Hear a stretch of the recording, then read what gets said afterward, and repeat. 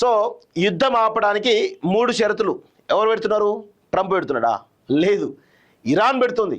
మేము యుద్ధం ఆపాలంటే, వాళ్ళు చెప్తున్నారు మేము యుద్ధం ఆపాలంటే 3 షరతులు. అవి ఏంటో ఒకసారి చూద్దాం ఒకసారి. సో అమెరికా ఇజ్రాయెల్ ముందు ఇరాన్ డిమాండ్లు పెట్టింది, రిక్వెస్ట్ ఎట్లే మేము ఎట్టి పరిస్థితుల్లో యుద్ధం ఆపని చెప్తున్నాం. ఎందుకంటే ఇప్పుడు ఇరాన్ వ్యవహార శైలి వల్ల ప్రపంచం మొత్తం కూడా అతలాకుతలం అవుతుంది. ఇరాన్ వ్యవహార శైలి ఎందువల్ల అట్లా ఎందుకు అది చేస్తుంది అంటే, అమెరికా ఇజ్రాయెల్ కలిసి ఇరాన్ పైన యుద్ధం చేస్తుంటే, ఇరాన్ ఇక్కడ గల్ఫ్ దేశాల్లో ఉన్నటువంటి ఏవైతే అమెరికా బేస్లను నాశనం చేస్తూ ఉంది, అదేవిధంగా రిఫైనరీ నాశనం చేస్తూ ఉంది. వీటి ద్వారా ప్రపంచం మొత్తం కూడా ఈరోజు చమురు సంక్షోభంతో విలవిల్లాడుతూ ఉంది. ముఖ్యంగా మన భారతదేశం కూడా పెద్ద ఎత్తున విలవిల్లాడుతూ ఉంది. ఎక్కడ కూడా హాస్టళ్ళు కానీ లేకపోతే రకరకాల హోటళ్ళు కానీ ఆ ఇండస్ట్రీలన్నీ కూడా చాలా ఇబ్బందికర పరిస్థితులు ఉన్నాయి. గ్యాస్ దొరకక, బ్లాక్లు దొరకక, ఎక్కడ దొరకక అమాంత రేట్లు పెరిగిపోయి ఇబ్బందికర పరిస్థితి అయితే ఉన్నట్టు కనబడతా ఉంది. సో మా చట్టబద్ధమైనటువంటి హక్కులను గుర్తించాలి. ఎవరు చెప్తున్నారు? ఇరాన్ చెప్తా ఉంది. యుద్ధం వల్ల జరిగిన నష్టానికి భారీ పరిహారం చెల్లించాలి అని చెప్పేసి వాళ్ళు చెప్తా ఉన్నారు. భవిష్యత్తులో దాడి చేయకుండా అంతర్జాతీయ హామీ కావాలని చెప్తున్నారు. సో అదేవిధంగా ఇరాన్ అధ్యక్షుడు మసూద్ పెజెస్కియన్ డిమాండ్ ప్రాంతీయ శాంతి సుస్థిరతకు కట్టుబడి ఉన్నట్లు ప్రకటన అంటూ చూస్తా ఉన్నాం. సో ఈ 3 షరతులు చాలా స్పష్టంగా వీటికి హామీ ఇస్తేనే మేము యుద్ధం ఆపుతాం, లేకపోతే అప్పటి వరకు యుద్ధం ఆపము అని చెప్పి చాలా స్పష్టంగా ఇరాన్ చెప్తా ఉంది. సో ప్రతీకారం తీర్చుకుంటామని ఎవరు? ఖమేనీ చెప్తా ఉన్నారు. ఎవరు? ఖమేనీ అలా చనిపోవడం జరిగింది, వాళ్ళ కొడుకు చెప్తా ఉన్నాడు. సో ఇరాన్ అల్ జుజైర్ పోర్టుపై ఇరాన్ దాడిలో, ఇరాక్ అల్ జుబైర్ పోర్టుపై ఇరాన్ దాడిలో మంటల్లో ఆయిల్ ట్యాంకర్ల నౌక.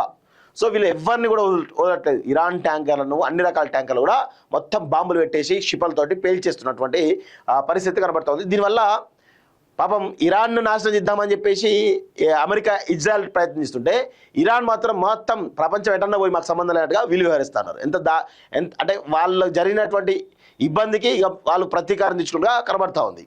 సో పశ్చిమాసియాలోని స్థావరాలని అమెరికా ఖాళీ చేయాల్సిందే. హోర్ముజ్ జలసంధి మూసివేసే ఉంటుంది. శత్రువుల నుంచి పరిహారం వసూలు చేస్తాం.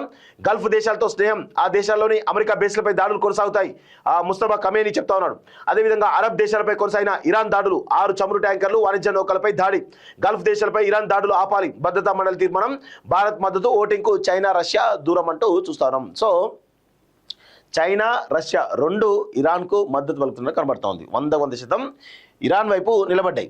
సో మిగతా భద్రతా మండలిలో ఓటింగ్లో పాల్గొని మన భారత్ మాత్రం ఇరాన్ చేస్తున్న దాడిలో, గల్ఫ్ దేశాలపై చేస్తున్న దాడిలో ఆపాలి. ఎందుకు ఆపాలి? ఇక్కడ చమురు నిక్షేపాలు ఉన్నాయి కాబట్టి ఖచ్చితంగా అవి మనకు కూడా అవసరం కాబట్టి మొత్తానికైతే ఈ యొక్క తీర్మానానికి భారత్ మద్దతు పలికినట్టుగా తెలుస్తూ ఉంది.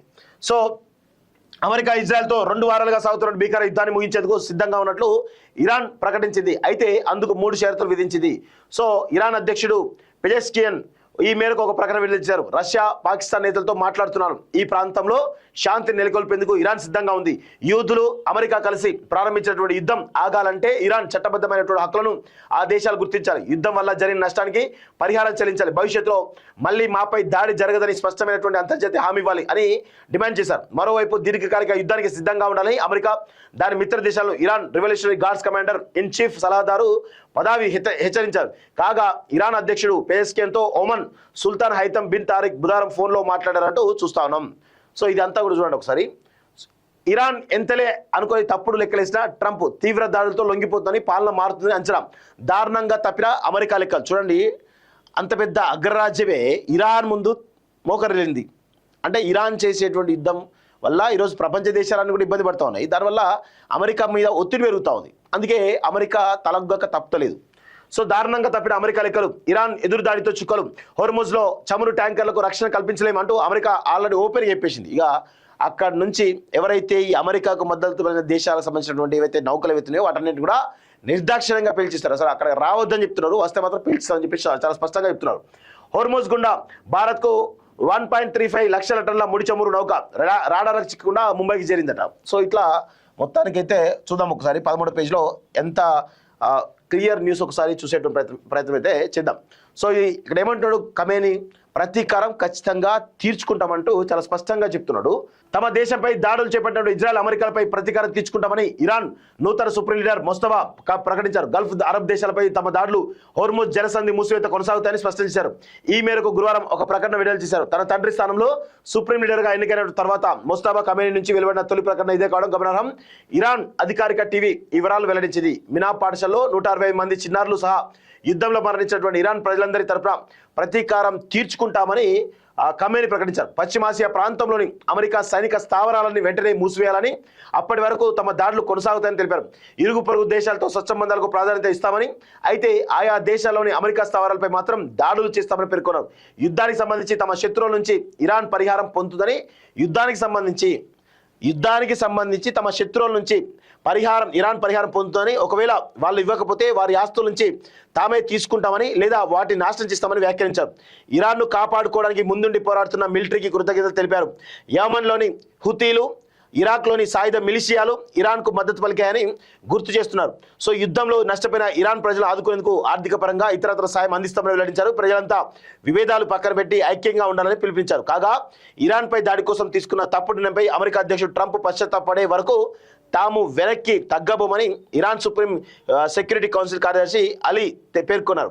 ఆగని దాడులు పెళ్ళు ఇంకా కూడా ఈ చర్చలంటూ అమెరికా చెప్తోంది, ఇరాన్ చెప్తా ఉంది మేము యుద్ధాన్ని విరమిస్తామని చెప్తున్నారు. కానీ మధ్యలో షరతులు పెడుతున్నారు. ఆ షరతులకు సంబంధించినటువంటి ఇంకా పూర్తి కాలేదు కాబట్టి దాడులు అదే విధంగా కొనసాగుతున్నట్టు కనబడతా ఉంది. ఏమిన్నాయి చూడండి ఒకసారి.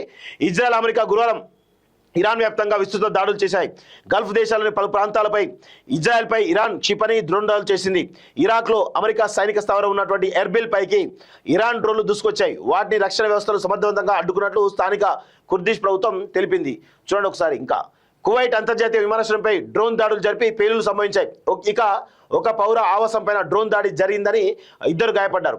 సో ఇరాన్ రాజధాని టెహ్రాన్కు ఆగ్నేయంగా ఉన్నటువంటి పర్బిన్ మిలిటరీ కాంప్లెక్స్లోని టలిగాన్ అణు కేంద్రాన్ని ధ్వంసం చేశామని, ఇరాన్ అణ్వస్త్రాల అభివృద్ధి కోసం అవసరమైన వ్యవస్థలు ఈ కేంద్రంలో ఉన్నాయని ఇజ్రాయెల్ తెలిపిందంటూ వాళ్ళు సమర్థించుకుంటా ఉన్నారు. ఎంత ఉద్రిక్త పరిస్థితులు నెలకొన్నా తాము ఇరాన్ను వదిలి వెళ్లేది లేదని రష్యా అణు సంస్థ రోసాటం ప్రకటించింది. ఇరాన్ రేవుపట్నం బుషేహార్లో అణు విద్యుత్ ప్లాంట్ నిర్వహిస్తున్నటువంటి ఆ సంస్థ అక్కడ మరో 2 యూనిట్లు ఏర్పాటుకు కట్టుబడి ఉన్నట్లు తెలిపింది. ఇరాన్లో మొత్తం 8 అణు విద్యుత్ ప్లాంట్లు నిర్మించేందుకు రోసాటం ఒప్పందం కుదుర్చుకుంది అంటూ చూస్తా ఉన్నాం. సో ఇజ్రాయెల్ దాడుల్లో లెబనాన్లో మృతుల సంఖ్య 687కు చేరిందట.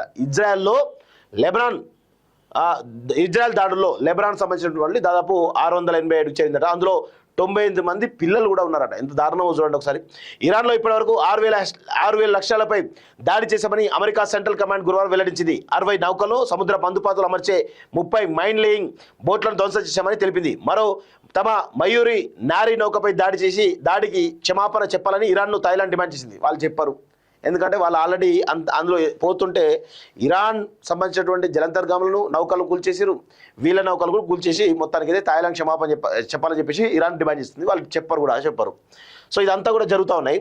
చరిత్రలో ఎన్నడూ లేనంతగా చమురు రవాణాకు ఆటంకం జరుగుతోంది. 100% ఇది కరెక్ట్. ఎందుకంటే చమురుకు కేంద్రం ఇరాన్. సో ఇప్పుడు ఇరాన్ చమురు కేంద్రం, ఆ పక్కన హోర్ముజ్ జలసంధి ఉంటుంది. ఇప్పుడు హోర్ముజ్ జలసంధి నుంచే ఇవన్నీ కూడా పోవాలి, ఈ నౌకలన్నీ, చమురు నౌకలన్నీ కూడా పోవాలి. సో ఇప్పుడు హోర్ముజ్ జలసంధి ఏదైతే ఉందో అది ఇరాన్కు సంబంధించినటువంటి ప్రాంతంలో ఉంది కాబట్టి ఆ జలసంధిని మూసివేయడం జరిగింది. సో అక్కడి నుంచి రాకపోకలు లేవు. సో ఎట్టి పరిస్థితుల్లోనూ ఇదే పరిస్థితి కనబడతా ఉంది. సో మొత్తానికైతే ఆ జలసంధి ఇరాన్ కంట్రోల్లో ఉన్నంత వరకు ఇరాన్ను ఎవరు కూడా ఏమి చేయని పరిస్థితే కనబడతా ఉంది. సో 6 నౌకలపై ఇరాన్ దాడులట. పర్షియన్ గల్ఫ్, హోర్ముజ్ జలసంధి ప్రాంతంలో చమురు ట్యాంకర్లు, వాణిజ్య నౌకలపై ఇరాన్ దాడులు కొనసాగుతున్నాయి. ఇప్పటి వరకు ఇరాన్ డ్రోన్లు, క్షిపణులతో ఈ దాడులు చేయగా తాజాగా వాటికి తోడు పేలుడు పదార్థాలు నింపిన ఆత్మాహుతి బోట్లతో దాడులు చేపట్టింది. బుధవారం అర్ధరాత్రి నుంచి గురువారం సాయంత్రం వరకు మొత్తం 6 వాణిజ్య నౌకలను లక్ష్యంగా చేసుకుంది. ఇప్పటి వరకు దాడికి గురైనటువంటి వాణిజ్య నౌకలు, చమురు ట్యాంకర్ల సంఖ్య 16కు చేరింది. అమెరికా, యూరప్ దేశాలకు చెందిన నౌకలు లక్ష్యంగా దాడులు చేపట్టినట్టు ఇరాన్ రెవల్యూషనరీ గార్డ్స్ కార్పు ప్రకటించింది. ఇరాక్లోని బస్రా తీరంలో 2 చమురు ట్యాంకర్ నౌకలపై గురువారం తెల్లవారుజామున ఆత్మాహుతి బోట్లతో దాడి జరిగింది. భారీ పేలులు జరిగి ఆ ట్యాంకర్లు మంటల్లో చిక్కున్నాయి. అందులో మార్షల్ ఐలాండ్స్ జెండాతో ప్రయత్నిస్తున్నటువంటి అమెరికా నౌక సేఫ్ సీ విష్ణులో ఒక భారతీయుడు మృతి చెందారంటూ చూస్తాం. ఇట్లా మొత్తానికైతే ఎక్కడికెక్కడ ఇరాన్ ఏ విధంగా ప్రతిఘటన చేస్తుందో చూస్తాం. సో అదేవిధంగా ఇజ్రాయెల్ కూడా దాడులు చేస్తున్నట్టుగా కనబడతా ఉంది. సో మొత్తానికైతే ఇంకా భీకరమైన యుద్ధం కనబడుతున్నట్టుగా తెలుస్తూ ఉంది. సో ఇరాన్లో 32 లక్షల మంది నిరాశ్రయులు అంటారు అయిందట పాపం ఘోరం. లెబనాన్ను ఆక్రమించుకుంటామంటూ ఇజ్రాయెల్ చెప్తా ఉంది. ఇరాన్ ప్రభుత్వం కూలిపోయే అవకాశం లేదంటూ అమెరికా నిఘా సంస్థలు చాలా స్పష్టంగా చెప్తున్నారు. ఇంత పెద్ద దాడులు జరిగిన కానీ ఇరాన్ ఎక్కడ కూడా వెనకడుగు వేయడం లేదు. సో వాళ్ళ యొక్క నిఘా వ్యవస్థలు, వాళ్ళ యొక్క అధికార యంత్రాంగం, వాళ్ళ యొక్క మిలిటరీ, వాళ్ళ యొక్క నాయకత్వం అంతా కూడా చాలా పకడ్బందీగా ఉన్నట్టుగా తెలుస్తూ ఉంది. 6 రోజులు 1,00,000 కోట్లట. ఇరాన్పై సైనిక చర్య కోసం అమెరికాకు తొలి 6 రోజుల్లోనే 1,00,000 కోట్లకు పైగా ఖర్చు అయిందంటూ చూస్తాను. సో అమెరికాకే 1,00,000 కోట్లు అయిందంటే ఇజ్రాయెల్కి ఎంత అవుతుంది? ఇంకెక్కువ అవుతుంది. సో ఇది జరుగుతున్నటువంటి పరిస్థితి కనబడుతుంది. గ్యాస్ అవసరాల్లో 20% లోటు, యుద్ధం వేళ భయపెడుతున్నటువంటి కొరత, ముడి చమురుకు ప్రస్తుతానికి కొరత లేదంటూ కేంద్ర ప్రభుత్వం ఒక ప్రకటన చేసిందంటూ చూస్తా ఉన్నాం. సో ఇదొక విషయం చూస్తా ఉన్నాం.